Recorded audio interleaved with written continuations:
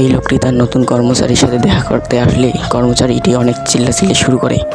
এরপর মেয়েটি বলে, রুমে প্রবেশ করতে গেলে অনুমতি লাগে, আপনি কি জানেন না? এরপর লোকটি বলে, আপনি তাহলে নতুন জয়েন করেছেন। লোকটিকে বলে, আপনি পানি নিয়ে আসেন। লোকটি পানি নিয়ে আসে। মেয়েটি লোকটিকে ডাক দিয়ে বলে, আমাকে এক গ্লাস পানি দিয়ে যাও এবং এই কমলাগুলো ছেলে নাও। এবং লোকটি কমলাগুলো ছেলাতে থাকে। লোকটি চলাতে চালিয়ে মেয়েটি আবার তাকে ডাক দেয় এবং বলে, তোমার হাতে থাকা ব্যাগটি দাও। এবং মেয়েটি ব্যাগটা নিয়ে নেয়। ছেলেটি দেখতে থাকে। মেয়েটি বলে, তুমি কি এগুলো ফুটপাথ থেকে কুড়িয়ে এনেছো? এখন তোমার জন্য এগুলো না, তুমি চলে যাও। ছেলেটি বলে, তুমি কি আমি জানো?